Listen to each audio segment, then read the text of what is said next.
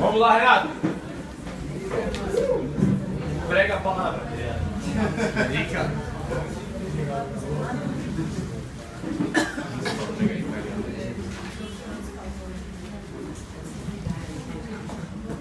Amém, irmãos? Que alegria nós estarmos aqui essa noite, essa tarde, amém? Amém.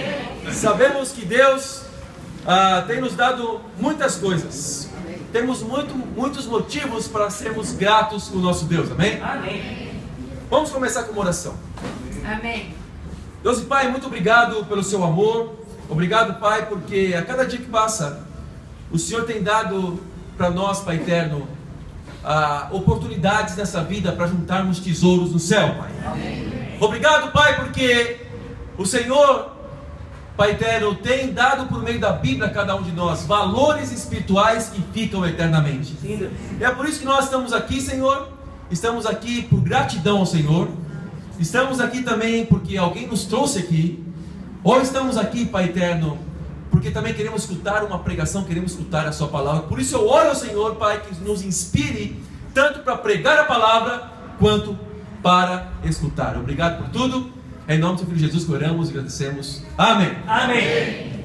Sabe, eu quero ler um trecho, uma passagem aqui de um livro que pode ajudar bastante a nós termos uma noção. Eu sei que não é muito encorajador começar a pregação falando sobre o inferno, né? Mas eu vou tentar animar vocês com esse tema, tá bom? Eu vou tentar encorajar, tá bom? Amém. Ainda que eu fale sobre o inferno, não sobre esse tema, né? Mas ainda que eu fale sobre o inferno. Mas em 1984, uma revista americana chamada Scientific American fez uma publicação sobre um grupo de russos que fizeram uma escavação na Sibéria. Esse fato é real. E eles cavaram muito, chegando a 15 mil metros de profundidade. Para você ter uma ideia, o ponto mais alto do planeta está entre 8 e 9 mil metros de altura, que é o Monte Everest, certo? E eles cavaram para baixo 15 mil metros, quase o dobro. E a temperatura lá de baixo, 15 mil metros abaixo, esse é um fato real, chegou a 180 graus Celsius. Só que correu um boato, e esse boato é interessante. Correu um boato que na verdade não eram 180 graus Celsius, mas sim 2.000 graus Celsius. E que colocaram microfones ali, e os microfones captaram ruídos e gemidos de pessoas que estavam no inferno. Bom, isso foi um boato, né? Mas, ou seja, o imaginário humano não tem uma boa percepção do que seria o inferno. Num outro caso, esse também é um caso real, o cardiologista americano Dr. Morris Hollins publicou um best-seller que em português significa Além da Porta da Morte. Ele estava recontando algumas experiências de algumas pessoas que foram reavivadas após terem sido declaradas mortas. Provavelmente alguns milagres, ou existe uma doença na medicina chamada catalepsia, né? Que a pessoa, parece que a pessoa morreu, mas não morreu. Eu não sei quais eram os fatos profundamente sobre isso, mas o que eu sei é que também isso é verídico. E essas pessoas, segundo o relato desse médico, Dr. Morris, ele falou que em vez de uma luz ao final do túnel, essas pessoas relataram haverem sido jogadas num calor extremo, enquanto ouviam gritos vindos de habitantes de um lugar escuro e subterrâneo. Então, eu não vou aqui atestar a veracidade desses fatos, ok? O que eu quero falar é que, na verdade, o imaginário humano do que é inferno não é muito bom. A percepção humana do que seria o inferno não é muito boa. Mas a Bíblia dá alguns relatos sobre isso. Se você não acredita no inferno, é porque você acha que Jesus Cristo é mentiroso. Porque Jesus fala de inferno. Isso aí. Bom, Renato. Ok?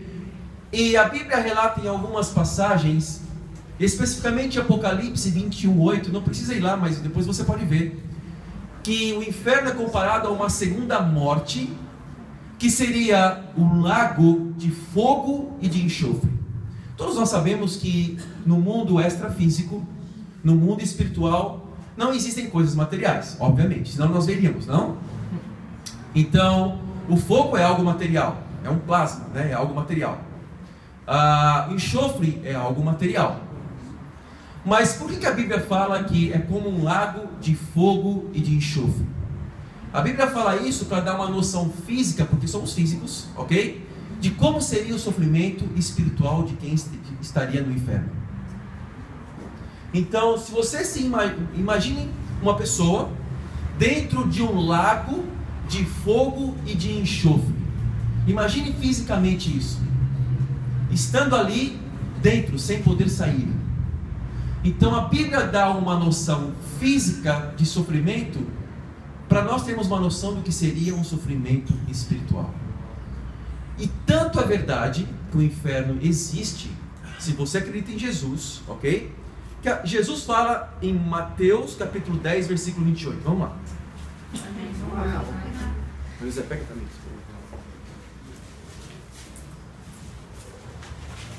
Mateus 10,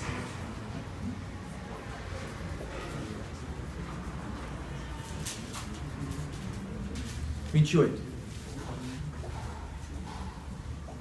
A Bíblia fala: não tenham medo dos que matam o corpo, mas não podem matar o que? A alma.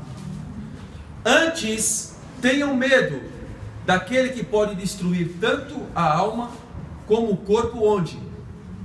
No inferno. Sabe de quem são essas palavras? De Jesus Cristo.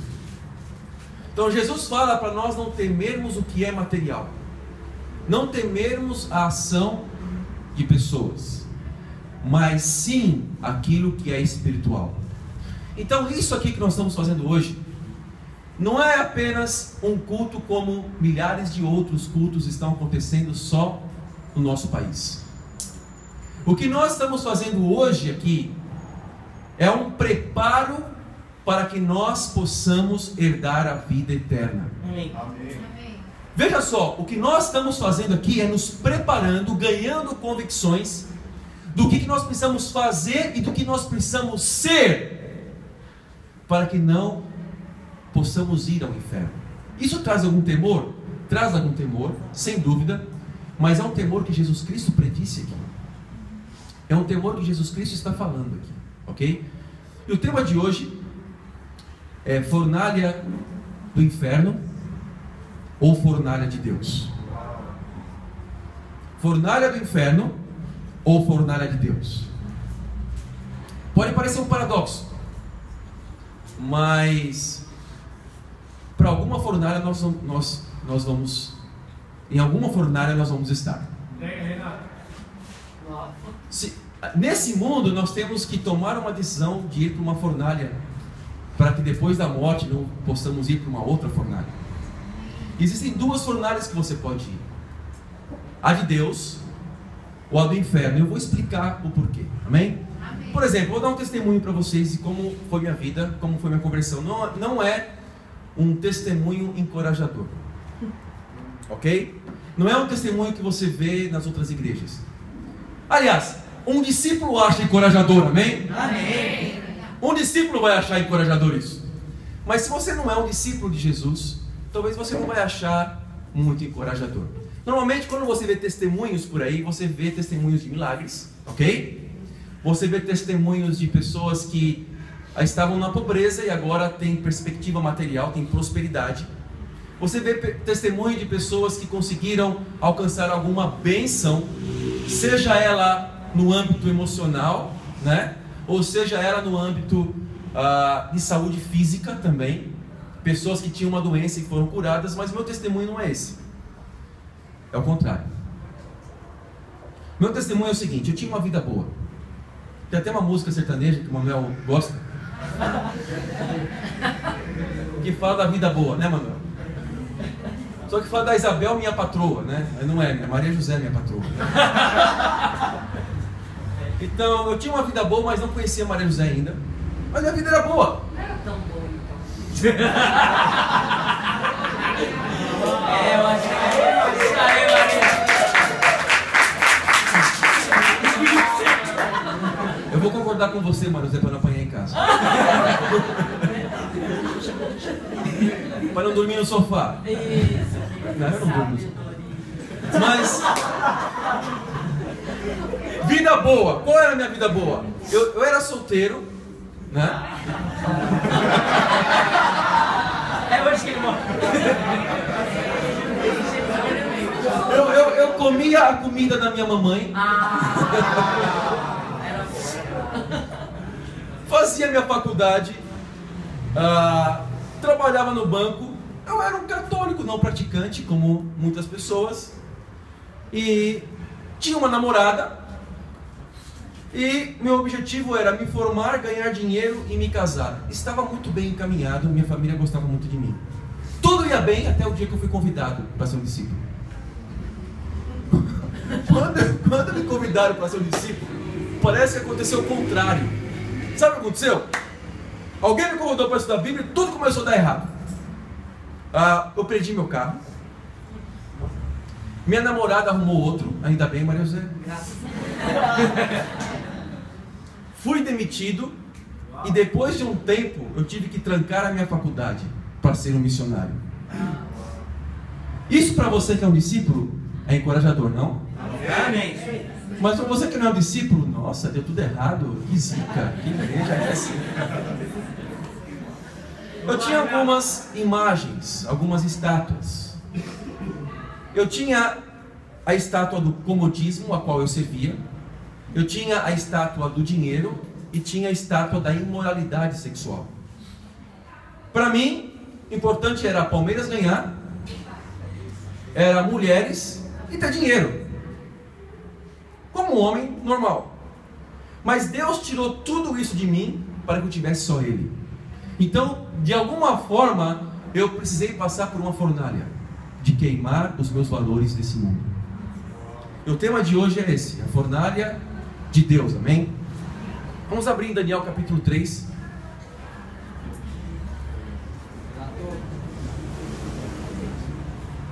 Versículo 1.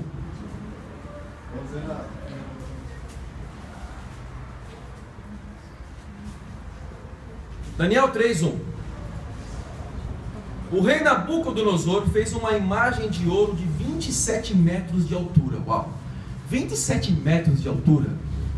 É quase um edifício. É um edifício com mais de, provavelmente, mais ou menos uns 10 andares, 20 andares, não é isso? 9 andares? É um edifício de 9 andares. Eu sou meio ruim para cálculo, ok? Mas é alto, tá bom? For 20 ou for 10 andares, se você cair lá de cima vai morrer do mesmo jeito. Então, um edifício de 27 metros de altura e 2 metros e 70 centímetros de largura. Só de largura, mais ou menos a altura do Messias, assim, sabe? Só de largura. Não a largura do Messias, ok? A altura do Messias. E a ergueu na planície de Dura, na província da Babilônia. Depois convocou os sátrapas, os prefeitos, os governadores, os conselheiros, os tesoureiros, os juízes, os magistrados e todas as autoridades provinciais, para assistirem à dedicação da imagem que mandara erguer. Assim todos eles, sátrapas, prefeitos, governadores, conselheiros, tesoureiros, juízes, magistrados e todas as autoridades provinciais, se reuniram para a dedicação da imagem que o rei Nabucodonosor mandara erguer e ficaram em pé diante dela. Incorpore aqui a cena, ok? Para você ter uma noção exata do que estava acontecendo aqui. Então o arauto proclamou em alta voz: esta é a ordem que lhes é dada, ó homens de todas as nações. Todas as nações, porque o Império Babilônico aqui, ele reinava, ok? Povos e línguas, quando ouvirem o som da trombeta, do pífaro, da cítara, da harpa, do saltério, da flauta dupla e de toda espécie de música, prostrem-se em terra e adorem a imagem de ouro que o rei Nabucodonosor ergueu. Eu estou conseguindo ler rápido porque essa é a minha quarta pregação, tá bom? Sobre o mesmo tema. Eu fiz para a nova geração de manhã, depois eu fiz para o culto de manhã, nova geração de hoje, né? E o culto agora. Versículo 6. Quem não se prostrar em terra e não adorá-la, será imediatamente atirado numa fornalha em chamas. Por isso, logo que ouviram o som da trombeta, do pífaro, da cítara, da harpa, do saltério e toda espécie de música, os homens de todas as nações, povos e línguas, prostraram-se em terra e adoraram a imagem de ouro que o rei Nabucodonosor mandara erguer.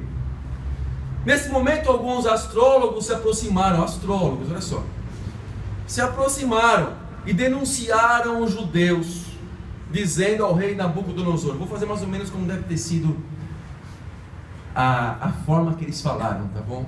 Eu fico imaginando que foi assim: ó rei, vive para sempre. Tu emitiste um decreto, ó rei, ordenando que todo aquele que ouvir o som da trombeta, do pífaro, da cítara, da harpa, do saltério, da flauta dupla e de toda espécie de música se prostrasse em terra, adorasse a imagem de ouro, e que todo aquele que não prostrasse em terra e não adorasse seria atirado numa fornalha em chamas. Mas há alguns judeus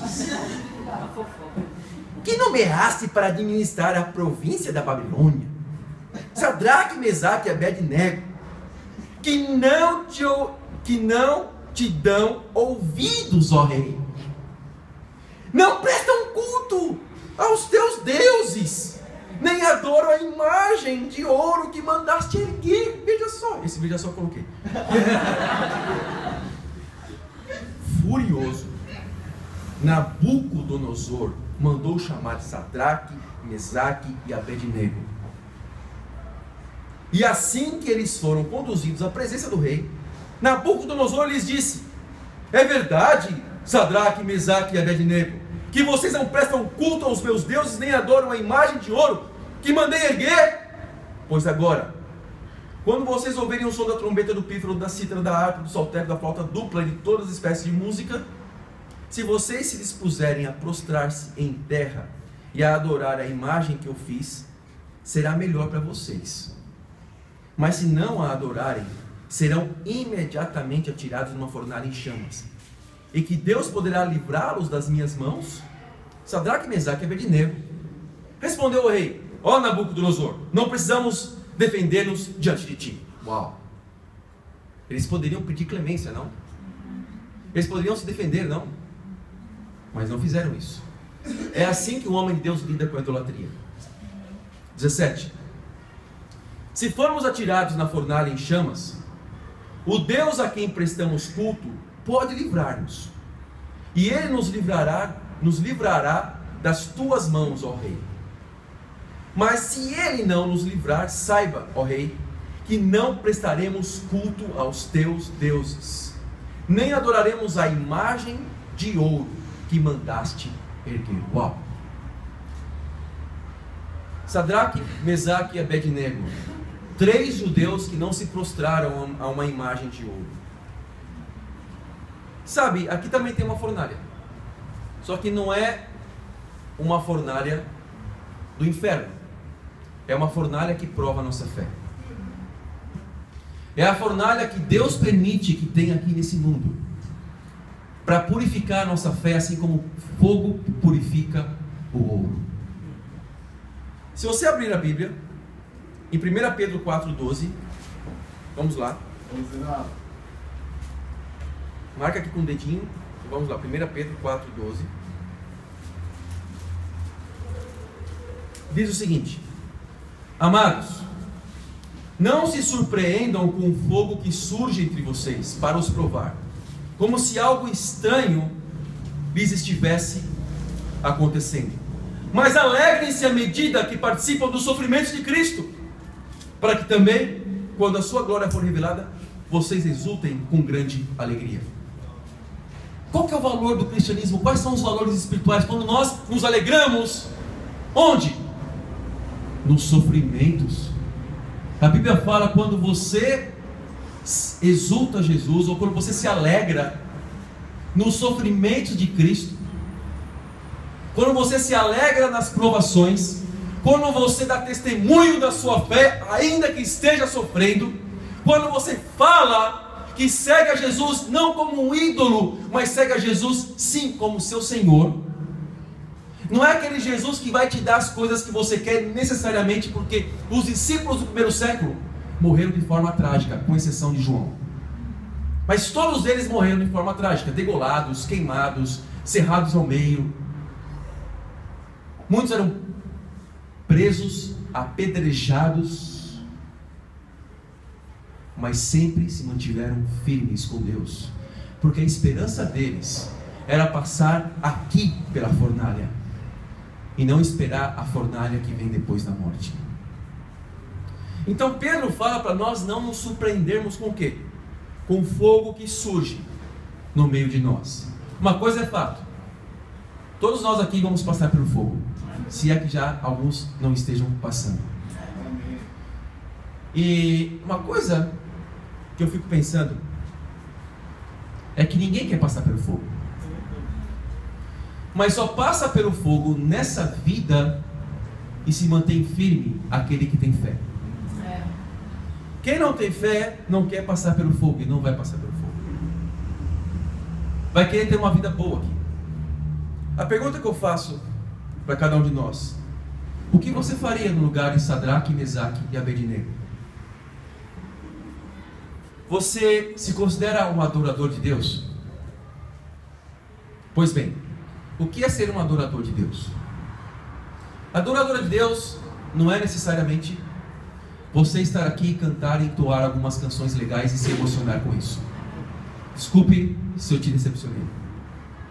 Adorador de Deus não é necessariamente levantar os braços. Adorador de Deus não é você falar que ama a Deus. Adorador de Deus, para ser um adorador de Deus, é necessário ter coragem, uma fé que transcende a razão humana. Quando você enxerga a Deus, e por Deus você é capaz até de ir para uma fornalha. Sempre há estátuas que facilitam a nossa vida. Sempre há, sabe? Adorador verdadeiro não é aquele que adora a Deus no final de semana, mas sim aquele que adora a Deus com a sua vida. Amém. Quais são as estátuas que podem desagradar a Deus? Eu vou falar só sobre 2 pontos hoje. A primeira estátua é a estátua da superficialidade. Ou, se você quiser também escolher uma outra palavra para superficialidade, eu te dou uma outra palavra: religiosidade. Mas não é bom ser religioso? Depende. Depende do que você entende que é ser religioso. Se para você ser religioso é fazer parte de uma igreja, não necessariamente. Se religioso para você é ter um relacionamento com Deus baseado na Bíblia, daí sim, talvez sim, a palavra religioso tenha algum sentido para você. Muitas pessoas têm acesso a Deus. Deus nunca foi tão acessível, principalmente no país que nós vivemos. A Bíblia é o livro mais vendido, de longe. Se você quiser uma Bíblia de graça, você tem. Nem precisa comprar uma Bíblia. É que você compra, mas às vezes você consegue Bíblias, ok? Não só isso. No seu caminho da sua casa até aqui, por quantas igrejas você passou? Quantas pessoas não falam de Deus? Quando você liga a televisão domingo de manhã, o que você vê? Faz tempo que eu não ligo televisão domingo de manhã. Você vê muitos programas religiosos. O que significa isso? Que muitas pessoas têm acesso, entre aspas, a Deus. O ponto crucial não é se você tem acesso a Deus. Deus se faz acessível a você. O ponto crucial é se nós aqui queremos mudar o nosso caráter para que se pareça com Jesus Cristo. Ter acesso a Deus não te faz uma pessoa que realmente seja religiosa aos olhos de Deus. Ter acesso a Deus talvez te faça um religioso aos olhos do mundo. Mas quando você toma uma decisão de não somente acessar a Deus, de não somente vir a esse culto, de não somente escutar essa pregação, que essa pregação não vai mudar nada na sua vida se você não ler a Bíblia. É. Verdade. Se você não estuda a Bíblia, se você não se dedica à palavra de Deus. Então não vai ter sentido nenhum essa pregação, nenhum esse culto e nenhum essas canções, se você não sair daqui decidido a ler a sua Bíblia e tomar suas decisões. Então o ponto não é o culto legal. O ponto é o quanto eu estou disposto a mudar meu caráter. Eu quero levantar 3 exemplos aqui. Nós temos Sadraque, Mesaque e Abednego aqui hoje. Amém? Nós temos Gabriel, Amanda e Andréia. Fiquem de pé, por favor. Gabriel, Amanda e Andréia.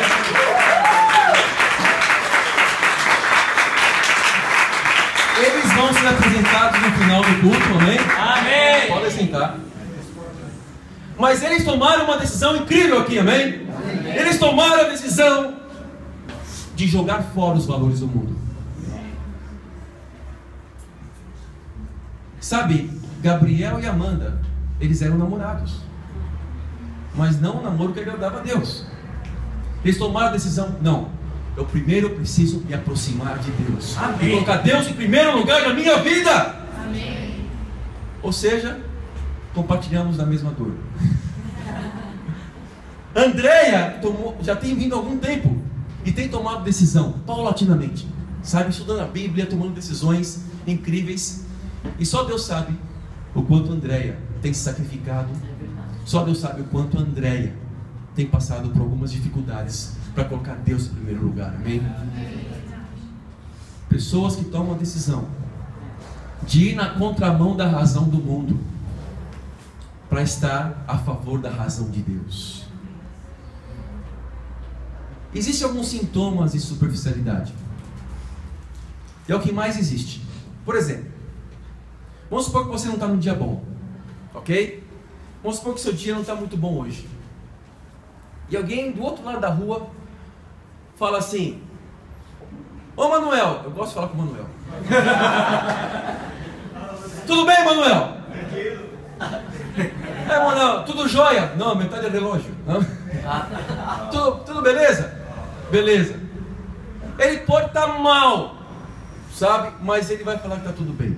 Porque somos superficiais por natureza.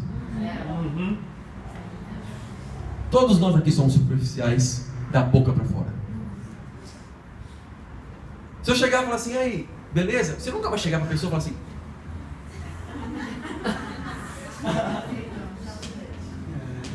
quando você faz isso é porque você está quase morrendo. Não tem jeito, tá? Mas normalmente somos superficiais. Então não podemos confiar em palavras e em gestos. Precisamos nos envolver uns com os outros para sabermos até que ponto você realmente é profundo no seu relacionamento com Deus. Amém. Tem pessoas que preferem igrejas de multidões para não serem muito vistos. Porque eu não quero que ninguém se envolva com a minha vida. Eu quero as bênçãos, né? Eu sou um adorador. Outro dia eu conversei com um rapaz, né? Eu falei assim: e aí, o que você achou? Não, eu sou um adorador. Eu falei: por quê? Porque eu vou naquele culto, eu vou naquele outro, eu vou naquela outra igreja. Então eu sou um adorador. Ou seja, não para em lugar nenhum, ninguém sabe da vida dele. Mas então o negócio é saber da vida um do outro? É sim. É ajudarmos um ao outro, sim, isso é bíblico. A Bíblia fala: amem uns aos outros, encorajem uns aos outros, repreendam uns aos outros, animem uns aos outros. A palavra uns aos outros aparece muito na Bíblia, muito mais do que você imagina. É verdade. Então é sim, é nos envolvermos uns aos outros. Temos muitos problemas, mas precisamos de uns aos outros. Por quê? Porque Jesus é a igreja. Nós vivemos no corpo de Cristo e precisamos nos relacionar. Amém. Muito bom, Renato. Verdade. Ou seja, nada de superficialidade. Mas existem alguns alertas de superficialidade. Por exemplo, existem algumas pessoas que começam a ficar misteriosas. No nosso meio, assim, quando uma pessoa começa a ficar misteriosa, quando as respostas são curtas e não se aprofundam muito, que não atende às ligações, que dão desculpas, que não querem se envolver muito nas atividades, sabe? Pode cavar aí que tem pecado. Obrigado, obrigado.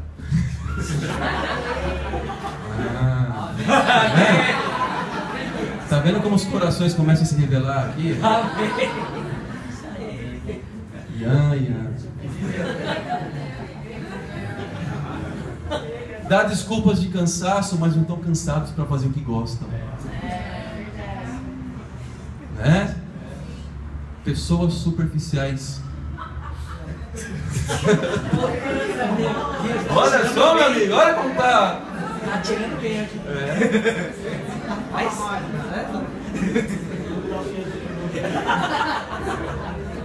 Eu já sei quem buscar no convívio hoje.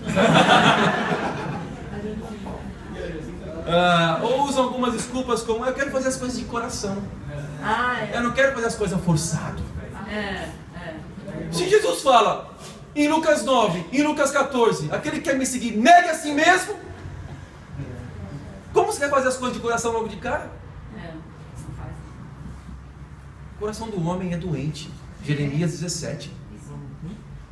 Está doente demais para ser curado. Como você quer fazer as coisas de coração logo de cara? E existe um processo para que tudo entre no seu coração. Imagina se Jesus chamasse discípulos somente aqueles que tivessem de coração para seguir Jesus. Pedro negou Cristo 3 vezes. Judas traiu Cristo. Todos os discípulos abandonaram Jesus. Eles falaram antes assim: olha, nunca abandonaremos o Senhor. Deu algum tempo depois, no mesmo dia, todos abandonaram Jesus. Ou seja, Jesus não chamou pessoas que estivessem de coração logo de cara. Porque se Jesus fizesse isso, ele não falaria: aquele que quer me seguir, negue a si mesmo. Não fazemos coisas de coração logo de cara. Existe um processo. Qual que é o processo? Primeiro você se nega. Amém? Uma boa notícia, não? Para quem quer ser discípulo Para quem quer continuar no pecado, não, coração, que igreja estranha. Não. Primeira parte do processo: negue-se. Negue-se. Eu não acordo todo dia de manhã, sabe, com aquele coro de anjos cantando: Renato, levanta, vá fazer seu tempo com Deus. E eu flutuo da cama assim: Maria José, vamos lá, Maria José. Maria está dormindo assim, acorda, é uma assombração. Não, sou eu te convidando para fazer o melhor tempo com Deus da sua vida. Eu não acordo todo dia assim. Desculpa te informar. Decepcionei você? Não, não acordo. Muitas vezes eu acordo de manhã cansado. E eu não estou todo dia na rua disposto a evangelizar. Andando, dando pulinho. Vamos evangelizar, né? Vamos encontrar com toda a fé do mundo. Não estou assim, eu preciso me negar muitas vezes. Eu preciso me negar para muitas coisas. Quer dizer então, Renato, que você é hipócrita? Depende do que você acha que é hipocrisia. Tudo é uma questão de às vezes nós usamos terminologias, né? Usamos terminologias e achamos que a palavra hipócrita é mais importante do que ela significa. O importante é o significado de cada coisa que você imagina na sua mente, não o nome em si. Por exemplo, Jesus. Jesus é proclamado em vários lugares, mas não são o mesmo Jesus. Existe Jesus só das curas, existe Jesus só da prosperidade, mas não, o Jesus bíblico é outro. É o Jesus da fornalha. É o Jesus de pessoas que tomam a decisão de se negar, ok? Amém. Esse é o Jesus da Bíblia. Só porque falar Jesus eu já fica todo empolgado. Sabe? Aquele pastor também fala de Jesus, mas o Jesus dele pode ser outro. Hipocrisia é a mesma coisa. Depende do que você acha que é hipocrisia. Se hipocrisia para você é você viver em pecado e aqui na igreja mostrar uma aparência e falar que está tudo bem, sim, é hipocrisia. Agora, se hipocrisia para você é fazer as coisas só com o tom do seu coração, senão você faz forçado, é não forçar para fazer nada, daí não é hipocrisia. Sabe por quê? Vamos lá. Porque a Bíblia fala em Lucas 13, 24. Vamos, Renato. Tem pessoas que esperam fazer as coisas de coração. Lucas 13. 24. Olha o que Jesus fala. É Jesus falando, hein?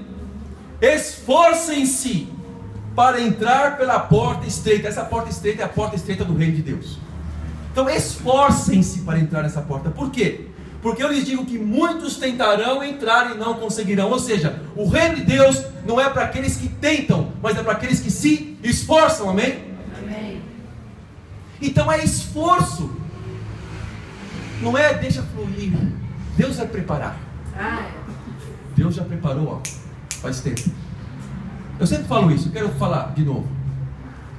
Quando Deus tocar meu coração, se toca, meu amigo. Porque Deus já tocou seu coração faz tempo. É verdade. Amém. Não é deixar fluir, né? Deixa, vamos ver aonde vai dar. Não, é você tomar a decisão da sua vida de se esforçar, amém? Amém. Se esforçar. Algumas pessoas se culpam, outras usam isso como desculpa. Quando na verdade, você é responsável pelas suas decisões. E a sua decisão, você toma hoje. Cada um de vocês, tome sua decisão hoje. Não deixe para depois, amém? Esse é o princípio. Outra coisa interessante, que tem a ver com a superficialidade, mas é um subponto da superficialidade, amém? Por isso que eu fiz só 2 pontos, porque o primeiro tem um outro subponto, certo? Pessoas superficiais não se importam com as pessoas ao redor. Olha só, Gênesis 4, versículo 8. Olha só que interessante. Já me discipularam com essa escritura há muitos anos atrás. E eu agradeço a Deus por isso.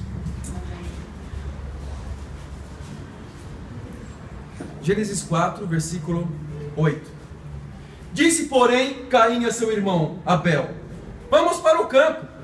Quando estavam lá, Caim atacou seu irmão Abel e o matou. Por quê? Tinha inveja. Porque Deus aceitou o sacrifício de Abel, mas não aceitou o sacrifício dele, porque Caim não deu as melhores partes do sacrifício para Deus. Versículo 9. Então o Senhor perguntou a Caim: onde está seu irmão Abel? Respondeu ele: não sei, sou eu o responsável por meu irmão. Um belo dia eu liderava um bate-papo há muitos anos atrás. Eu estava no carro com o meu discipulador, dirigindo, e perguntou para mim: como que está o fulano? Eu falei assim: por acaso eu sei como ele está? Ele não está no meu bate-papo. Sabe o que aconteceu? Ele parou o carro e leu essa escritura para mim. Ele parou o carro e leu essa escritura para mim. O que eu quero dizer é o seguinte: pessoas superficiais lidam superficialmente com as pessoas ao redor. Talvez tenha algum irmão aqui que não está do seu lado hoje, que sempre esteve nos outros cultos, mas o que acontece é que você não se importa, não liga. Afinal de contas, é responsabilidade do bate-papo dele. Sabe, eu quero animar e encorajar todos nós aqui a sermos uma família na real. Pessoas que se portam umas com as outras. Não importa qual bate-papo você está, não importa qual grupo você está, você se importa com a pessoa do seu lado, atrás de você, longe de você, ok? Perto de você. Porque muitas vezes o Espírito de Deus trabalha aqui na igreja e incomoda algumas pessoas. Sabia que o Espírito de Deus incomoda? Você acha que o Espírito é aquele ventinho que passa em você e começa a falar em línguas estranhas? Não é isso não. O Espírito de Deus incomoda o íntimo de cada um de nós, para evangelizarmos, para nos relacionarmos com Deus e para cuidarmos uns dos outros, amém? Então eu quero inspirar cada um aqui hoje a entender o valor de sermos uma família, amém? A Bíblia fala que a igreja é um corpo. Não importa qual parte do corpo, se for o dedinho do pé, se você bater na quina da mesa, todo o corpo vai sofrer. Você fica pulando, você põe a mão, não é ruim bater o dedinho, não? Todo o corpo sofre por causa de um pequeno membro do corpo. Assim é a igreja de Deus, amém? Amém. Não importa qual região, não importa qual igreja, somos família de Deus, amém? Amém. E a outra imagem, a outra estátua, muitas vezes a estátua da impureza ou da imoralidade. São várias estátuas, tá bom? E são estátuas de ouro. Se você acha ouro no chão, você pega. Você não vai deixar lá no chão o ouro. Nem precisa ser ouro, pode ser dinheiro. Você achou dinheiro na rua, você pega. Ok? Se é num lugar fechado, você não pega. Ou você fala, quem que deve ser esse dinheiro aqui, né? Mas achou na rua, você pega. Por quê? Porque dinheiro, quem não quer dinheiro? Quem não quer ouro? E assim são as estátuas do mundo. São ouro, dinheiro, valor mundano. E se você for até esses valores de uma forma indiscriminada, você pode se dar mal. Se você der valor muito mais às estátuas desse mundo do que os valores espirituais, você vai se dar mal. Os valores que nós acumulamos são valores espirituais. Precisamos das coisas do mundo para sobreviver? Precisamos. Mas para que sobreviver? Para sermos usados por Deus para chamarmos outras pessoas a serem salvas, amém? Esse é o real motivo que nós estamos aqui nesse mundo ainda. Se você não sabe disso, está sabendo agora. Por que você vive? Por que você come? Por que você bebe? Por que você vai no médico? Por que você quer prolongar a sua vida? Porque você tem medo da morte? Talvez, mas por que você quer prolongar a sua vida? Porque enquanto estivermos aqui nesse mundo, estamos aqui para juntarmos valores espirituais e frutificarmos em nome de Deus, amém? Amém. Então existe uma estátua chamada estátua da impureza. Pensamentos impuros. É uma estátua que nos chama a atenção. E o que seria a impureza? A Bíblia fala sobre impureza. A Bíblia fala sobre imoralidade sexual. A imoralidade sexual já é o sexo em si antes do casamento. A impureza é aquilo que vem antes desse sexo, mas são alguns pensamentos que você nutre na sua mente e você se vicia nesses pensamentos.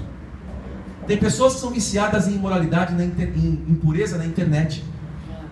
Tem pessoas que são viciadas com seus olhos nas ruas, por aí, e não consegue desviar o seu olhar. Às vezes você nem precisa olhar, basta um pensamento. Então eu quero dar um conselho em relação aos pensamentos, amém? Para a gente terminar esse ponto. Um conselho: pense que os pensamentos impuros são passarinhos. Ok? Passarinho, sabe o que é um passarinho? Um passarinho andando, né? Caminha voando. E quando vem um passarinho na sua cabeça, se você não espanta ele no primeiro segundo, ele vai fazer ninho na sua cabeça ou outras coisas na sua cabeça. Então o primeiro segundo é muito importante. Veio o pensamento ruim, veio o pensamento impuro, você faz o quê? Deixa eu pensar em outra coisa. Será? Vou pensar em outra coisa. Vou pensar na escritura que eu li hoje de manhã. Vou pensar em quem eu tenho que ligar hoje. E aí vai. E muitas vezes esse passarinho às vezes vai querer voltar. Mas espante ele no primeiro segundo. Se você deixar um segundo, é mais difícil tirar no segundo segundo. Ou no terceiro segundo. Ou no quarto. Espante ele, porque a Bíblia fala, Paulo fala que a imoralidade sexual é um pecado o qual você precisa fugir. Do qual você precisa fugir. Você precisa fugir. Não é um pecado que você enfrenta de frente. É uma redundância, enfrentar de frente. Não é um pecado que você enfrenta, ok? Não é um pecado que você vai... Bom, eu sou orgulhoso, eu vou lidar com o meu orgulho, ok? Eu sou egoísta, eu vou lidar com o meu orgulho. Imoralidade não, fuja. Porque nós temos uma natureza humana. E se você não fugir da imoralidade, se você não fugir da impureza, a impureza te domina, ok? Então, fuja. Espanta o passarinho, espante os pensamentos antes que eles façam ninhos ou ninho na sua cabeça. E para terminar, eu quero terminar com ânimo, tá bom? Amém. Okay? Então lá em Daniel,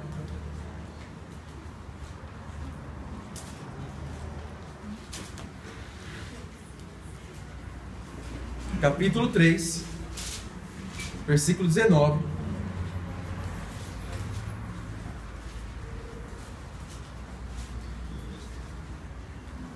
Nabucodonosor ficou tão furioso com Sadraque, Mesaque e Abednego que o seu semblante mudou. Deus deu ordens para que a fornalha fosse aquecida 7 vezes mais do que de costume.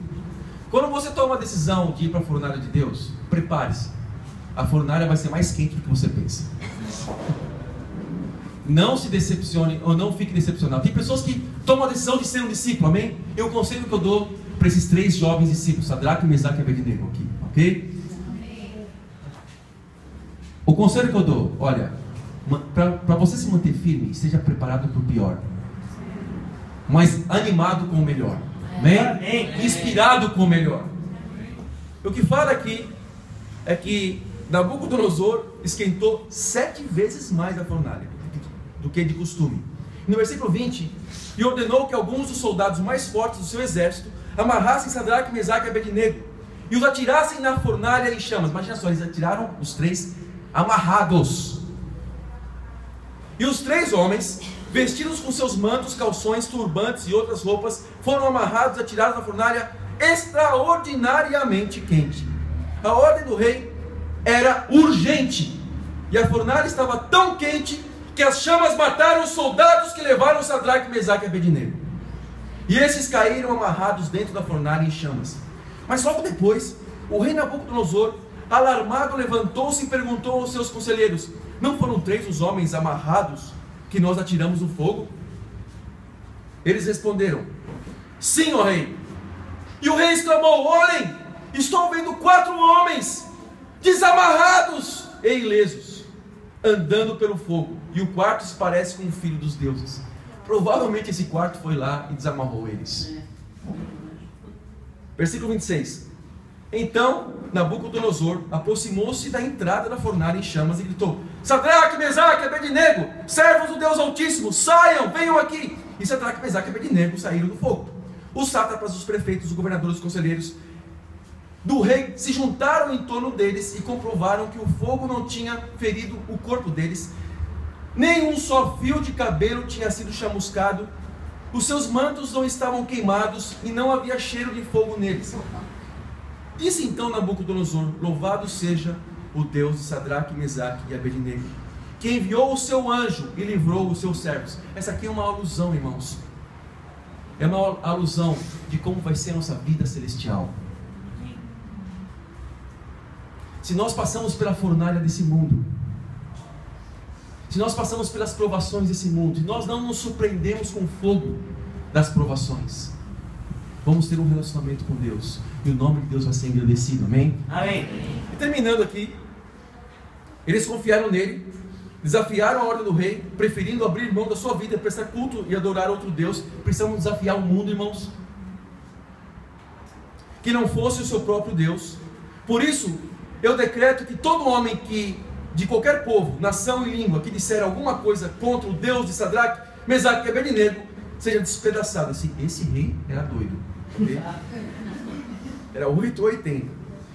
E a sua casa seja transformada em montes de entulho, pois nenhum outro Deus é capaz de livrar alguém dessa maneira. Então o rei promoveu Sadraque, Mesaque e Abednego na província da Babilônia. Amém? Amém. Quando você toma a decisão de enfrentar os desafios desse mundo, quando você toma a decisão de ser um discípulo de Jesus, quando você toma a decisão de ser comprometido, de esquecer todos os seus próprios interesses para Deus, Deus manda anjos ao nosso redor. Não é com nossas próprias forças que nós conseguimos vencer, mas sim precisamos de uma coisa, de fé. O resto Deus te ajuda, amém? Amém. Tenha fé em Deus, tome decisões, se esforce, e nós chegaremos até o final para a honra e para a glória do nosso Deus. Amém. Amém.